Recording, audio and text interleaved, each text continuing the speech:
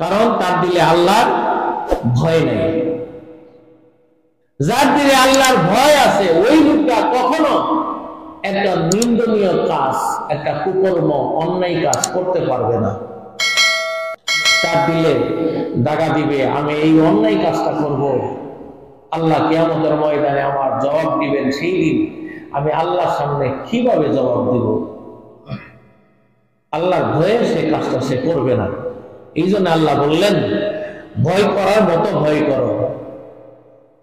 ওয়ালা তামুতুন্না ইল্লা ওয়া আনতুম মুসলিমুন। আল্লাহ তাআলা বললেন, তোমরা মুসলমান না হয়ে কবরে আসিও না। কবরটা বড় ভয়াবহ। আল্লাহকে ভয় করেই তোমরা মুসলমান হও।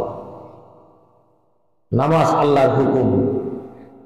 যার দিলে আল্লাহর ভয় আছে, আজান শোনার পরে ওই ঘরে থাকতে পারবে? থাকতে পারবে না। আসতেই হবে মসজিদে, আসতেই হবে। দিলে যদি ভয় থাকে, আল্লাহ ভয়, আসতেই হবে। আসা ছাড়া তার কোনো উপায় থাকবে না। আর যার দিলে আল্লাহর কোনো ভয় নাই, যা হবার হবে, সেই লোক মসজিদে আসবে না। এই জন্য আল্লাহর ভয় দিলের মধ্যে থাকলে মুসলমান হওয়া সহজ হয়। এই জন্য আল্লাহ বলছেন, মুসলমান না হয়ে কবরে যায় না। কবরটা কিন্তু ভয়াবহ, আযাবের ঘর, আগুনের গর্ত, পোকামাকড়ের ঘর। মুসলমান না হয়ে গেলে ওই গর্তে, আগুনের গর্তে তুমি পড়ে যাবে। পোকামাকড় তোমাকে ধরবে,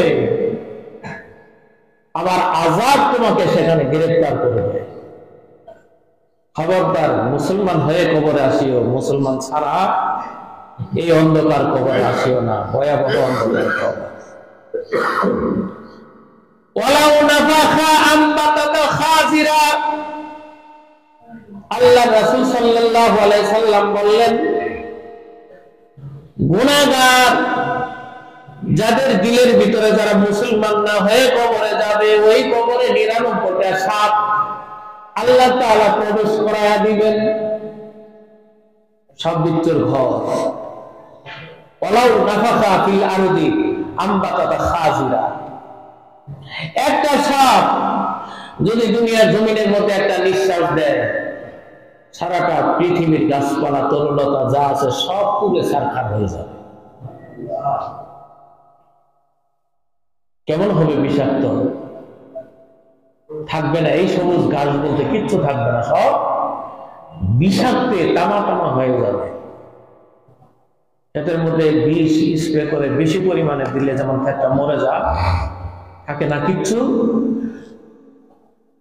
এরকম বিষাক্ত সাপ একটা নিঃশ্বাস দিলে। আর এইরকম 99টা সাপ তোমাকে খাইতে থাকবে, কামড়াইতে থাকবে, সবল দিতে থাকবে।